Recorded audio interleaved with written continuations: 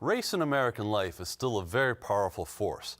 Today's guest explores its potency in her scholarship and bears often personal witness to it in her art and in her poetry.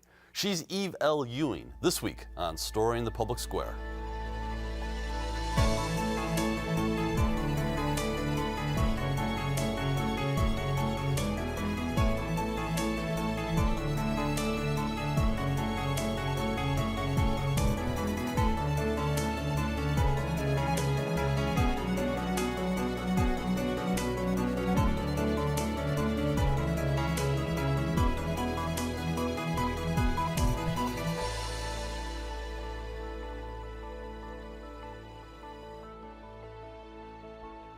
Hello and welcome to Story in the Public Square, where storytelling meets public affairs. I'm Jim Ludis from the Pell Center at Salve Regina University, alongside my friend and co-host G. Wayne Miller from the Providence Journal.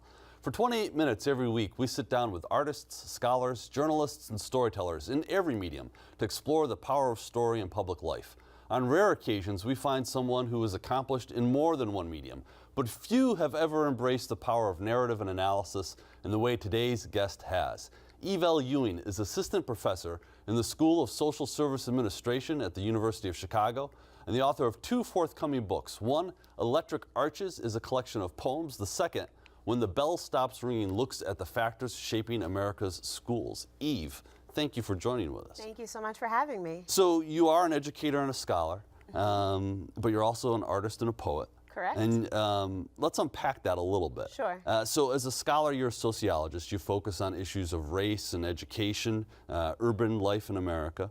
In fact, the book that I mentioned, When the Bell Stops Ringing, you talk about the factors shaping American education. What are those factors? Yes, thank you. So the book is specifically about the issue of school closings, which is something that has gotten a lot of media attention in large urban districts serving students of color, and specifically the way that race and racism and the history of race and racism in some of America's most segregated cities, especially Chicago, has influenced those policy decisions. So it uses the story of the closure of 50 public schools in Chicago in 2013 as a lens to talk about these broader issues, which do include race, inequality, and things that, in my opinion, are really shaping the fabric of what public schools look like today. Is the argument, we've had guests on the show before who dismiss the idea that what's happening beyond the school doors is a determining factor in the success of schools.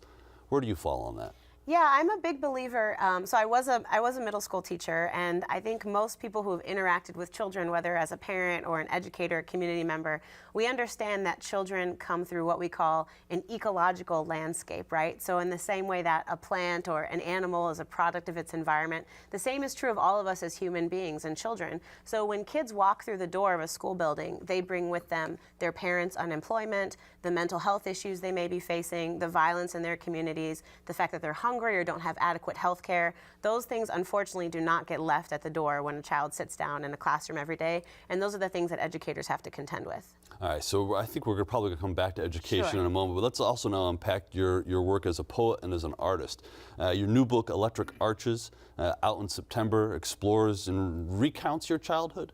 Is that safe to say? Yeah, I call it true stories from the past and future. So some of the poems in the book are retellings or revisitings of things that occurred to me in childhood or growing up. It's really a coming of age story. And a lot of the book is also imagining an alternate present or an alternate future. It's a book that tries to engage in world building, even a little bit of speculative fiction. You have kindly agreed to read an excerpt from one of the poems Yes. in that forthcoming volume.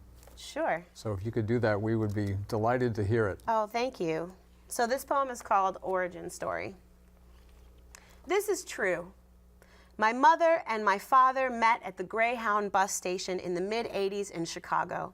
My mother, all thick glass and afro puff, came west on the train when she was 19, lived in a friend's house and cared for her children, played tambourine in a Chaka Khan cover band. My father, all sleeveless and soft-eye, ran away from home when he was 17, mimeographed communist newspapers, and drew comic books, like this one, for sale, $1. My mother bought one. Love is like a comic book.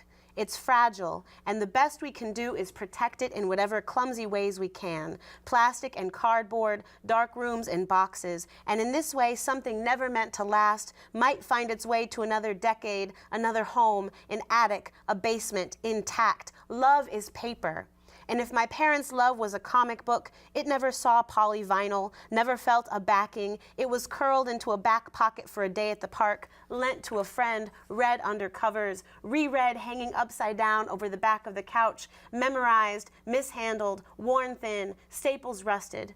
And a love like that doesn't last, but it has a good ending.